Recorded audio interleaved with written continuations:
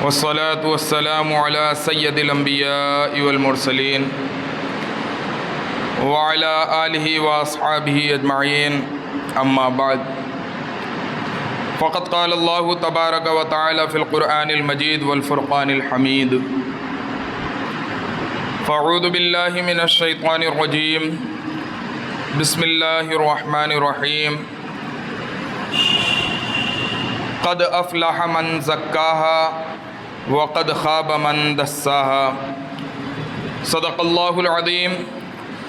وبلغنا رسوله النبی الامین المتین الکریم ونحن على ذلك لمن الشاہدین والشاکرین والحمد للہ رب العالمین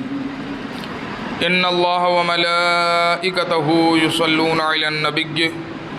یا ایہا الذین آمنوا صلوا علیہ وسلموا تسلیما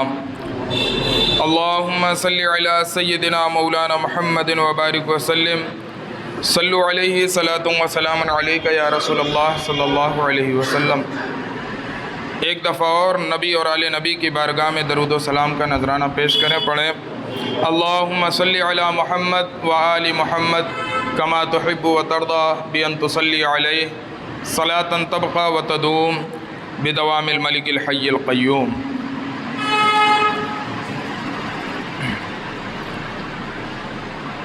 اپنے من میں ڈوب کر پاجا سراغ زندگی، اپنے من میں ڈوب کر پاجا سراغ زندگی، تو اگر میرا نہیں بنتا نہ بن اپنا تو بن، تو اگر میرا نہیں بنتا نہ بن اپنا تو بن۔ حضرات، خطبہ مسنونہ کے بعد میں نے جس آیت کریمہ کی تلاوت کا شرف حاصل کیا، خدائے وحدہ لا شریک فرماتا ہے قد افلح من زکاہا وقد خاب من دساہا،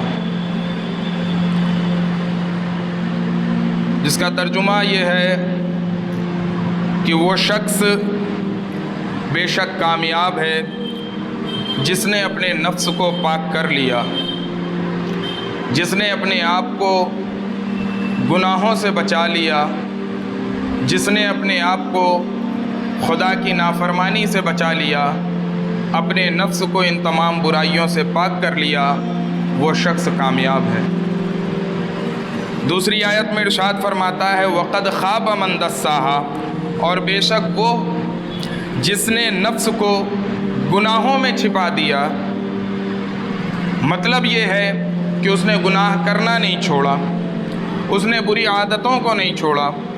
اللہ کی نافرمانی والے وہ تمام کام کرتا ہے، گناہوں میں صبح و شام اپنی زندگی بسر کرتا ہے۔ اللہ فرماتا ہے کہ وہ شخص جس نے اپنے نفس کو گناہوں میں چھپا لیا، مطلب اتنی کثرت سے وہ گناہ کرتا ہے، اتنا زیادہ وہ گناہ کرتا ہے کہ اس کا نفس نہیں پتہ چلتا ان گناہوں کی کثرت سے، تو ایسے شخص کے بارے میں اللہ فرماتا ہے دساہا، تو وہ شخص ناکام ہے، نامراد ہے۔ یعنی ان دونوں آیت میں اللہ رب العزت نے انسان کی کامیابی کو اور ناکامی کو بھی بیان کر دیا۔ وہ فرماتا ہے کہ جو شخص اپنے آپ کو گناہوں سے پاک کر لے وہ شخص کامیاب ہے، اس کی زندگی کامیاب ہے، وہ دنیا میں بھی کامیاب ہے، آخرت میں بھی کامیاب ہے۔ اور وہ شخص جو اپنے آپ کو گناہوں سے نہ بچائے، اپنے آپ کو بری باتوں سے نہ بچائے، اپنے نفس کو برائیوں سے پاک نہ کرے، اپنے آپ کو وہ برائیوں سے نہ بچائے، اللہ فرماتا ہے کہ ایسا شخص دنیا میں بھی نامراد ہے، ناکام ہے، اور میدان محشر میں بھی وہ ناکام ہو۔ عزیزان محترم، یہ دونوں آیت کریمہ ہمیں اس چیز کا درس دے رہی ہیں کہ انسان کی کامیابی کس چیز میں ہے اور انسان کی ناکامی کس چیز میں ہے۔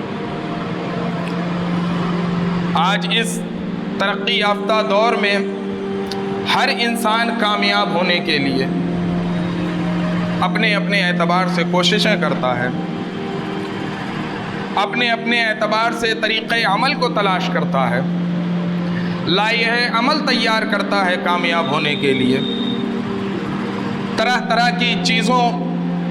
پر وہ عمل کرتا ہے، طرح طرح کی کوششیں کرتا ہے کہ وہ خود کامیاب ہو جائے، اس کی زندگی کامیاب ہو جائے، لیکن کبھی بھی اس کی نظر اس آیت کریمہ میں نہیں جاتی کہ جس میں اللہ رب العزت واضح طور پہ بیان کر رہا ہے کہ اے لوگوں، میں نے تمہاری کامیابی تمہارے نفس کی صفائی میں رکھ دی ہے اور تمہاری ناکامی تمہارے نفس کی گندگی میں۔ آج ہم کسی بڑے عہدے پر فائز ہو جانے کو کامیابی سمجھتے ہیں، کوئی اعلیٰ ڈگری ہمیں مل جائے تو ہم اسے اپنی کامیابی سمجھتے ہیں، اعلیٰ تعلیم حاصل کرنے کو ہم اپنی کامیابی سمجھتے ہیں، اچھے اسکول میں جانے کو ہم اپنی کامیابی سمجھتے ہیں۔ میرے عزیزوں، یہ سب چیزیں منافی نہیں ہیں،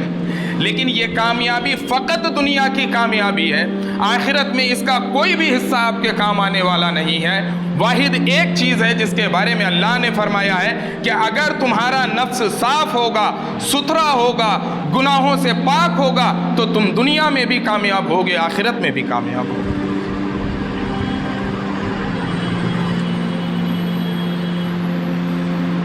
آج قرآن میں ہم لوگوں نے غور کرنا چھوڑ دیا ہے۔ ہمارے لیے سب سے بڑے افسوس کا مقام یہ ہے کہ وہ قرآن جو ہدایت لے کر آیا تھا، جو ہمیں ہدایت کی راہ بتاتا ہے، ہدایت کے راستے کا پتہ ہمیں دیتا ہے، آج ہم نے اس قرآن کو صرف ثواب کی ہی چیز سمجھ لی ہے کہ اسے پڑھ کر خالی کسی کو بخش دیا جائے، بس قرآن کا اتنا کام ہے۔ میرے عزیزوں، قرآن اس لیے نازل نہیں ہوا تھا، یقیناً یہ قرآن کا اعجاز ہے کہ اس کا پڑھنا بھی ثواب، اس کا دیکھنا بھی ثواب، اس کا سننا بھی ثواب ہے، لیکن قرآن صرف اس لیے نازل نہیں ہوا تھا، بلکہ قرآن نازل اس وجہ سے ہوا تھا کہ امت محمدیہ اسے پڑھے، اس میں غور کرے اور وہ دنیا و آخرت میں کامیاب ہو جائے۔ لیکن آج آپ دیکھ لیں، اپنے اندر جھانک کر دیکھیں، خود کسی اور کو نہ دیکھیں کہ ہم نے قرآن کو کس حیثیت سے سمجھا ہے۔ ہمارے گھر میں کوئی فوت ہو جائے، ہم قرآن پڑھ کے بخش دیتے ہیں، چند دن اس کے بعد پھر اٹھا کر طاق میں رکھ دیتے ہیں۔ ہمارا ذہن کبھی اس بات کی طرف نہیں گیا کہ یہ وہ کتاب، لاریب کتاب جو ہماری ہدایت کے لیے اتری ہے، لاؤ ہم اسے پڑھتے ہیں اور اس میں غور و فکر کر کے اپنے لیے کامیابی کے راہ کو تلاش کریں۔ اللہ فرماتا ہے کہ قرآن میں کوئی چیز ایسی نہیں ہے اس دنیا میں جس کا بیان نہ ہو، جو چیز اس میں بیان نہ کی گئی ہو، لیکن اس کے لیے غور و فکر کی ضرورت ہے، اس میں غور و خوض کرنے کی ضرورت ہے، اس میں غور و تفکر کرنے کی ضرورت ہے۔ لیکن ہم ان چیزوں سے عاری ہیں، ہم نے یہ سمجھا کہ قرآن نازل ہوا ہے صرف اس لیے کہ پڑھ کے میت کو بخش دیا جائے۔ میرے عزیزوں، قرآن اس لیے نازل نہیں ہوا تھا، قرآن ہماری اور آپ کی ہدایت کے لیے نازل ہوا تھا۔ آج ہم نے قرآن پڑھنا چھوڑ دیا ہے، ہمیں وہ تمام چیزیں جو قرآن بتا رہا ہے کہ آپ کی زندگی کیسے کامیاب ہوگی، آپ کس طریقے سے کامیاب ہو سکتے ہیں، ہمیں ان چیزوں کا علم ہی نہیں ہے۔ اس کی فقط ایک وجہ یہی ہے کہ ہم نے قرآن پڑھنا چھوڑ دیا۔ اپنی عادت بنائیں اور فقط پڑھیں نہیں بلکہ قرآن کو ترجمے کے ساتھ پڑھیں، تفسیر کے ساتھ پڑھیں، ایک ہی آیت پڑھیں، لیکن کم از کم یہ چیز آپ کے علم میں ہونی چاہیے کہ اگر قرآن کی یہ آیت نازل ہوئی ہے تو کس وجہ سے نازل ہوئی ہے اور اللہ رب العزت اس میں بندوں کو کیا تعلیم دینا چاہتے ہیں۔ آج ہر چیز اس دنیا میں موجود ہے، آپ کو قرآن کا ترجمہ مل جائے گا، قرآن کی تفسیر مل جائے گی، اور سب سے بڑی چیز آپ کے ہاتھ میں ایسا آلہ موجود ہے، یہ موبائل، کہ آپ کو کسی کتاب کو خریدنے کی ضرورت نہیں ہے، آپ موبائل میں لوڈ کر کے اسے پڑھ سکتے ہیں۔ لیکن آج انسان کے پاس اتنا بھی وقت نہیں ہے، فلمیں دیکھنے کے لیے اس کے پاس 3 گھنٹے کا وقت ہے، ڈرامے دیکھنے کے لیے اور سیریل دیکھنے کے لیے اس کے پاس مہینوں کے وقت ہیں، لیکن اگر وقت نہیں ہے تو دین کے لیے اس کے پاس وقت نہیں ہے۔ آج ہمیں اپنی اس روش کو بدلنا پڑے گا، ہمیں قرآن پڑھ کر یہ سمجھنا پڑے گا کہ کس طریقے سے ہمیں اپنے آپ کو گناہوں سے بچانا ہے اور پھر اپنے آپ کو کامیاب کرنا ہے۔ جب تک ہم نہیں پڑھیں گے، ہمارے علم میں کبھی بھی یہ باتیں نہیں آئیں گی کہ کس طریقے سے ہم اپنے نفس کو گناہوں سے بچا سکتے ہیں، اپنے آپ کو گناہوں کی آلودگی سے محفوظ رکھ سکتے ہیں اور ایک کامیاب زندگی بسر کر سکتے ہیں۔ اللہ رب العزت قرآن مقدس میں ارشاد فرماتا ہے قد افلح من زکاہا، اور صرف ایک جگہ نہیں، کئی جگہ اس طریقے کے مختلف الفاظ کے ساتھ اللہ رب العزت نے اس مفہوم کو بیان کیا ہے، لیکن آج ہم دنیا کے پیچھے بھاگ رہے ہیں۔ مؤذن 5 دفعہ دن میں صدائے دیتا ہے، حی علی الفلاح، آؤ کامیابی کی طرف۔ ہم دنیا میں اس کامیابی کو، مؤذن جو 5 وقت صدائے دے رہا ہے، ہمیں بلا رہا ہے، ہم اس کی طرف نہیں جاتے ہیں، بلکہ دنیا میں کامیابی کو تلاش کرتے ہوئے ادھر ادھر در بدر پھر رہے ہو۔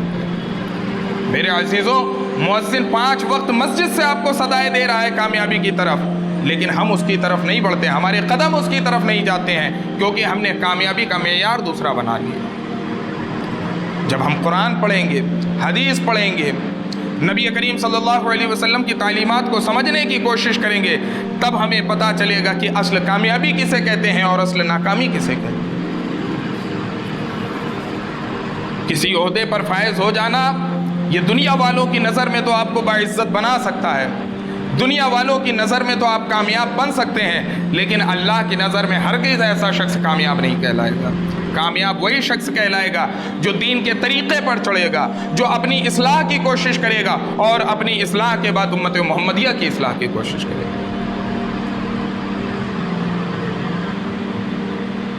آج ہم اصلاح سے اس قدر دور ہو گئے ہیں، جبکہ اسی چیز پہ سارا دار و مدار ہے۔ اللہ رب العزت آقا کریم صلی اللہ علیہ وسلم ارشاد فرماتے ہیں، انما الاعمال بالنیات، ہم جو بھی کام کرتے ہیں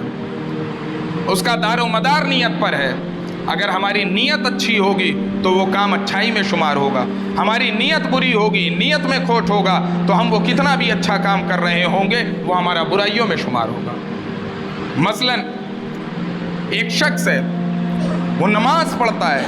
لیکن دل میں نیت یہ ہے کہ میں لوگوں کو دکھانے کے لیے پڑھ رہا ہوں تاکہ لوگ مجھے 5 وقتہ نمازی سمجھیں، سب سے بڑا نمازی سمجھیں، تو ایسے شخص کی نماز مردود ہے۔ ایسے شخص کا نماز پڑھنا وہ باعث ثواب نہیں ہے، بلکہ اس کے لیے باعث عذاب ہے، کیونکہ اس کی نیت میں کھوٹ ہے۔ نماز رب کو راضی کرنے کے لیے پڑھی جاتی ہے، کسی کو دکھانے کے لیے نہیں پڑھی جاتی۔ اسی طریقے سے کوئی کسی غریب کی مدد کر رہا ہے، کسی پریشان حال کی پریشانی کو دور کر رہا ہے، لیکن اس کا مقصد بجائے خدا کو راضی کرنے کے یہ مقصد ہو، یہ نیت ہو کہ میں اس غریب کی مدد کر رہا ہوں، لوگ مجھے بڑا اچھا آدمی سمجھیں گے، بڑا نیک آدمی سمجھیں گے، تو اگرچہ وہ ظاہری طور پہ کار خیر کر رہا ہے، لیکن اللہ کے نزدیک اس کا یہ عمل پسندیدہ نہیں ہے، کیونکہ اس کی نیت میں کھوٹ ہے، وہ رب کو راضی کرنے کے لیے نہیں کر رہا ہے بلکہ لوگوں کو دکھانے کے لیے کر رہا ہے۔ آج ہمارے اندر یہ چیزیں ہیں کہ نہیں ہیں؟ آج ہم ایک غریب کی مدد کرتے ہیں، اس کو کھانے کا 1 پیکٹ دیتے ہیں، 10 آدمی ہاتھ میں ہاتھ ملا کر فوٹو کھینچ کے اسے وائرل کرتے ہیں کہ دیکھو میں نے فلاں کی مدد کی۔ میرے عزیزوں، یہ سب چیزیں کیا ہے؟ بلکہ صدقے کے بارے میں، نفلی صدقے کے بارے میں سرکار دو عالم فرماتے ہیں کہ اس طریقے سے دو، دائیں ہاتھ سے دو تو بائیں ہاتھ کو خبر نہ ہو، اتنا چھپا کر دینے کا حکم دیا گیا ہے۔ آج چھپانے کی بات چھوڑیے، وہ گھر دو گھر میں بات رہ جائے تو بہت بڑی بات ہے، آج تو ہم پورے عالمی پیمانے پر اسے تشہیر کر کے مانتے ہیں کہ دیکھو ہم نے فلاں کی امداد کی۔ میرے عزیزوں، جتنی ہم کسی غریب کی مدد نہیں کرتے اس سے زیادہ اسے ذلیل کر دیتے ہیں کہ یہ دیکھو یہ مانگنے کے دہانے پر کھڑا آ گیا ہے، اور لوگوں کے سامنے اسے ہاتھ پھیلانا۔ بتانے کا مقصد یہ ہے کہ یہ سب چیزیں اس وجہ سے ہیں کہ آج ہمارے اندر اس چیز کا احساس نہیں رہ گیا ہے۔ ہمیں یہ نہیں پتا ہے کہ ہمارے کن کاموں سے ہمارا نفس آلودہ ہو رہا ہے، کن کاموں سے ہمارا نفس گندا ہو رہا ہے۔ محمد بن فضل بلخی رحمۃ اللہ تعالی علیہ بڑے بزرگ گزرے ہیں، آپ فرماتے ہیں کہ مجھے ان لوگوں پہ حیرت ہوتی ہے۔ دیکھیں تزکیہ کس چیز کو کہتے ہیں۔ آپ فرماتے ہیں کہ مجھے ان لوگوں پہ حیرت ہوتی ہے جو لوگ دور دراز کا سفر کر کے، تمام مشقتوں کو اٹھا کر، راستے کی صعوبتوں کو برداشت کرتے ہیں، جنگل بیابان کو پار کرتے ہیں، اور ان تمام مشکلوں کو برداشت کر کے وہ خانہ کعبہ کا سفر کرتے ہیں، مکہ اور مدینہ کا سفر کرتے ہیں۔ یہ تو اب آج سہولت ہو گئی ہے، ہمیں اتنی مشقت نہیں ہوتی ہے، لیکن آج سے کچھ سال پہلے جائیں، کچھ صدی پہلے جائیں، جب لوگ پیدل حج کیا کرتے تھے، جانوروں کے ذریعے جایا کرتے تھے حج کرنے، کتنی مشقت ہوتی تھی، جان کا خطرہ، مال کا خطرہ، راستے کا خطرہ، نشیب و فراز، کہیں اونچا ہے کہیں نیچا ہے، کہیں پانی ہے تو کہیں سوکھا ہے، کہیں ہریالی ہے تو کہیں کانٹے ہیں، تمام طریقے کی مشقت راستے میں آتی تھی، آدمی ان تمام مشقت کو طے کر کے حرمین شریفین تک پہنچتا ہے۔ محمد بن فضل بلخی رحمۃ اللہ تعالیٰ علیہ فرماتے ہیں کہ مجھے حیرت ہوتی ہے ایسے لوگوں پر کہ جو راستوں کی صعوبتوں کو برداشت کر کے خدا کے گھر تک پہنچتے ہیں، لیکن وہ لوگ اپنے اندر کی گندگی کو، اپنے اندر کی وادیوں کو طے کر کے خدا تک پہنچنے کی کوشش نہیں کرتے ہیں۔ میرے عزیزوں، یہ ایک اللہ والے فرما رہے ہیں کہ ہم دنیاوی ظاہری صعوبتوں کو تو برداشت کر کے خدا کے گھر تک پہنچ جاتے ہیں، لیکن کبھی ہم نے خدا تک پہنچنے کی کوشش نہیں کی ہے۔ یہ ہمارا سب سے بڑا عالم ہے۔ خدا تک پہنچنے کے لیے کہیں جانے کی ضرورت نہیں، کسی دیار میں جانے کی ضرورت نہیں، کسی شہر میں جانے کی ضرورت نہیں ہے، بلکہ کہیں پر بھی بیٹھ کے خدا کو یاد کر لیا جائے، خدا وہیں پہ مل جاتا ہے۔ میرے مرشدی مولائی فرمایا کرتے تھے، لوگ کہتے ہیں کعبے میں خدا ملتا ہے، لوگ کہتے ہیں کعبے میں خدا ملتا ہے، کعبہ جانے پہ حقیقت کا پتہ چلتا ہے۔ لوگ کہتے ہیں کعبے میں خدا ملتا ہے، کعبہ جانے پہ حقیقت کا پتہ چلتا ہے۔ اے منیر، عشق حقیقی سے نہیں تو واقف، ورنہ گھر بیٹھے ہی بندے کو خدا ملتا ہے، ورنہ گھر بیٹھے ہی بندے کو خدا ملتا ہے۔ عزیزان محترم، لیکن ان تمام چیزوں کے لیے، خدا کو پانے کے لیے سب سے پہلی شرط جو ہے وہ یہ ہے کہ بندے کو اپنے آپ کو گناہوں سے پاک کرنا پڑے گا، اپنا تزکیہ کرنا پڑے گا، اپنے آپ کو بری باتوں سے صاف کرنا پڑے گا، برائیوں سے اپنے آپ کو دور کرنا پڑے گا۔ جب یہ تمام صفات بندے کے اندر آئیں گی تب اسے اللہ کا قرب حاصل ہوگا اور اللہ اسے حاصل ہوگا۔ اگر یہ چیزیں ہمارے اندر نہیں ہیں تو اللہ خود فرما رہا ہے کہ وہ شخص ناکام ہے جو اپنے آپ کو گناہوں سے نہیں بچاتا ہے۔ اس لیے میرے عزیزوں، آج اس چیز کی ضرورت ہے کہ ہم غور کریں، ہم اپنا محاسبہ کریں کہ ہم دن میں کتنے گناہ کرتے ہیں، کتنے اچھے کام کرتے ہیں، اسے نوٹ کریں اور آئندہ یہ کوشش کریں کہ ہم اپنے گناہوں میں کمی کریں گے، نیکیوں میں اضافہ کرنے کی کوشش کریں۔ آج گناہوں کی کثرت کی ایک سب سے بڑی خرابی یہ ہو گئی ہے کہ ہم نے گناہ کو گناہ سمجھنا چھوڑ دیا۔ سب سے بڑی خرابی جو ہمارے اندر آ گئی ہے، جو آج گناہوں کی کثرت ہو گئی ہے۔ کسی زمانے میں کیا 10 سے 15 سال پہلے کا حال یہ تھا کہ گھروں میں لفظ بے اور سالے یہ بھی گالی تصور کیا جاتا تھا۔ اگر بچہ اس لفظ کا بھی استعمال کر لے تو والدین اس کو ڈانٹتے تھے، اس کی سرزنش کرتے تھے کہ بیٹا یہ الفاظ غلط ہے، اس کا استعمال نہیں ہونا چاہیے۔ لیکن آج ماں بہن کو گالیاں دی جا رہی ہیں، دوسری کی ماں کو گالیاں دی جا رہی ہیں، بہنوں کو گالیاں دی جا رہی ہیں، اور نہ جانے کسے گالیاں دی جا رہی ہیں، لیکن ہم یہ تصور کر بیٹھے ہیں کہ ہم کوئی غلط کام ہی نہیں کر رہے، کیونکہ ہمارے ذہن سے، ہمارے دل و دماغ سے یہ تصور نکل گیا ہے کہ گالی دینا بھی گناہ کا کام ہے، اس لیے ہم دھڑلے سے گالی دے رہے ہیں، اور ہمیں کبھی بھی یہ ذہن میں ہمارے تصور نہیں اٹھتا کہ ہم گناہ کا کام کریں۔ اگر ہماری یہ تعلیم ہوتی، ہماری یہ تربیت ہوتی کہ بیٹا یہ چیزیں گالی ہیں، اس کو دینا گناہ کا کام ہے، تو آدمی زبان پر لانے سے پہلے 10 دفعہ سوچتا کہ میں اس الفاظ کو زبان سے ادا کروں یا نہ کروں۔ لیکن آج چونکہ ہماری تربیت نہیں ہے، ہمیں یہ بتایا ہی نہیں گیا ہے کہ گالی دینا کتنا بڑا گناہ ہے، سرکار نے اس کی کیا وعید بیان فرمائی ہے، اس لیے ہم دھڑلے سے گالی دے رہے ہیں، چوراہے پہ بیٹھے ہیں وہاں ماں بہن کر رہے ہیں، حتیٰ کی حالت یہ ہو گئی ہے کہ اب بیٹا باپ کو گالی دے رہا ہے، باپ بیٹے کو گالی دیتے ہوئے نظر آ رہا ہے۔ میرے عزیزوں، یہ سب چیزیں اس چیز کی کمی ہے، یہ تزکیے کی کمی ہے۔ آج ہمیں اپنے آپ کو صاف کرنا ہے، ہمیں اپنے باطن کو صاف کرنا ہے، اپنے ظاہر کو صاف کرنا ہے، تبھی ہم اللہ کے مقرب بندے بن سکیں گے اور ایک کامیاب انسان بن سکیں گے۔ جب تک ہم گناہ کو گناہ نہیں سمجھیں گے، جب تک ہم برائی کو برائی نہیں سمجھیں گے، جب تک ہم غلط کام کو غلط نہیں سمجھیں گے، تب تک ہم ان چیزوں سے کبھی بھی نہیں بچ سکیں گے۔ وہ ایک کہاوت کہی جاتی ہے نا کہ جرم کرنا اتنا بڑا جرم نہیں ہوتا جتنا بڑا جرم کرنے والے کو سزا نہ دینا ہوتا ہے۔ ہمارا بیٹا ایک دفعہ گالی دے، ہم یہ سمجھ کر چھوڑ دیں کہ بیٹا ہے، پہلی دفعہ گالی دی ہے تو اس کا گالی دینا اتنا بڑا جرم نہیں ہے جتنا بڑا جرم اسے معاف کر دینا ہے، کیونکہ آج وہ ایک گالی دیا ہے اور مار سے ڈانٹ سے بچ گیا ہے، اس کے حوصلے بلند ہوں گے، کل وہ 2 گالی دے گا، 5 دے گا، اور پھر وہ اس کی زبان زدام ہو جائے گا۔ لیکن وہیں اگر اس کی پہلی گالی پر گرفت کر دی جاتی تو جب بھی دوبارہ اس کی زبان کھلتی فوراً ذہن میں یہ آتا کہ والدین سن لیں گے تو مجھے مار سہنی پڑے گی، مجھے مار پڑے گی، مجھے سختی کا سامنا کرنا پڑے گا، وہ اپنی زبان کو بند کر لیتا۔ لیکن آج ہمارے گھروں سے یہ تعلیم دور ہوتی جا رہی ہے۔ اسی وجہ سے کسی کہنے والے نے کہا ہے کہ آج گھروں میں جو بچے پیدا ہو رہے ہیں وہ بچے نہیں ہو رہے ہیں، باپ پیدا ہو رہے ہیں۔ اور حقیقت ہے، کہنے والے نے صحیح کہا ہے کہ آج والدین اپنے بچوں کی غلامی کرتے ہوئے نظر آتے ہیں۔ بچہ جیسا کہتا ہے والدین اس طریقے سے چلتے ہیں، جبکہ والدین کا مقام اور مرتبہ کیا ہے ہم اس سے واقف نہیں۔ میرے عزیزوں، یہ تمام چیزیں الگ الگ موضوع ہیں، الگ الگ ٹاپک ہیں۔ انشاءاللہ زندگی رہی تو ہر ایک ٹاپک پر تفصیل سے گفتگو ہوگی،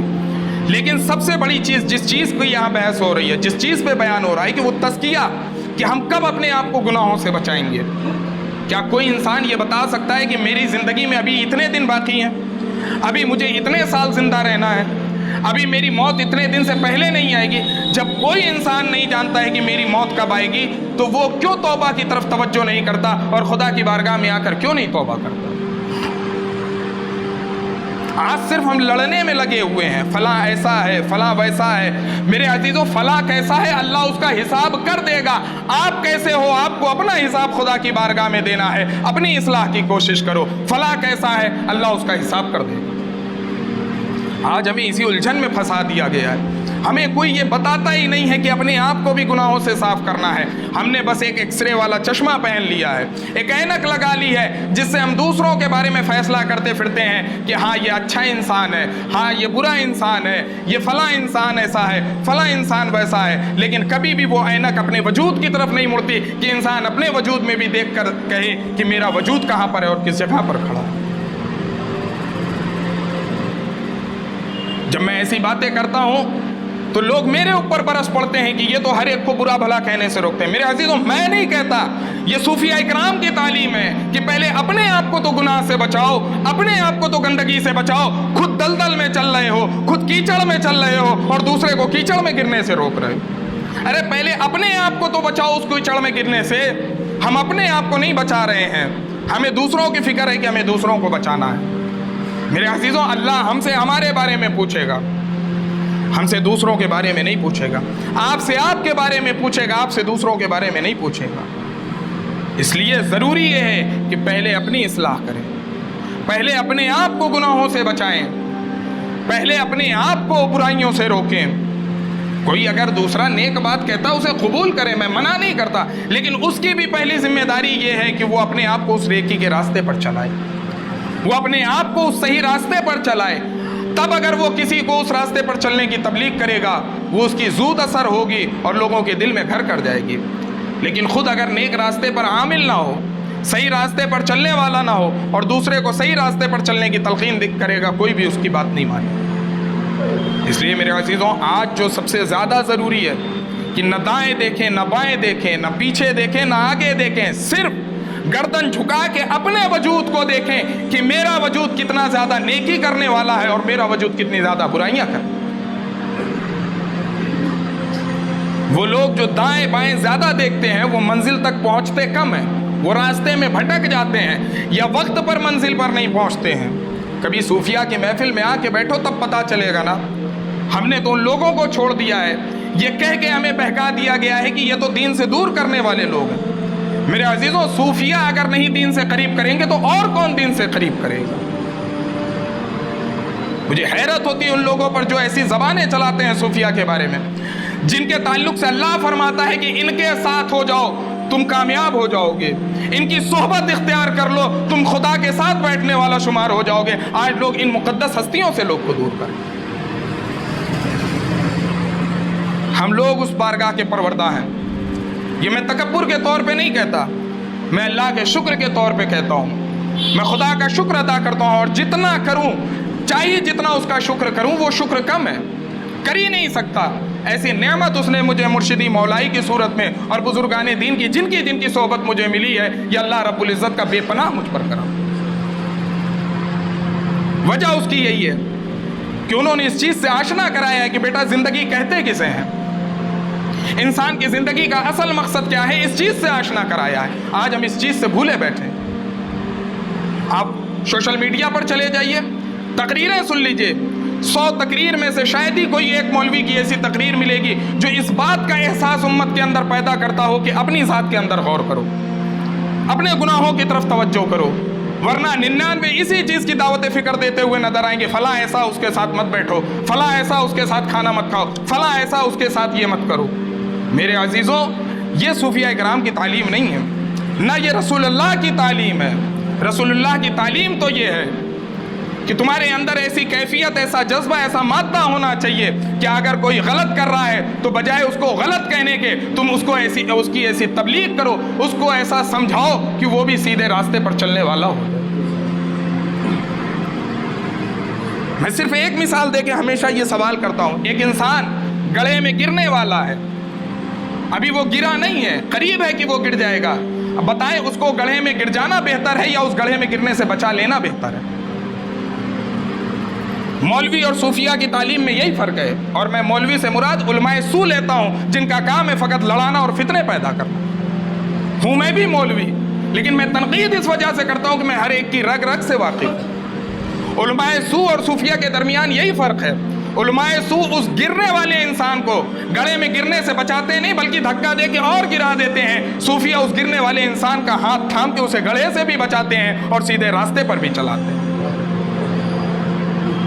اس لیے میں بار بار اپنے بیان میں، اپنی تقریر میں اس چیز پہ فوکس کرتا ہوں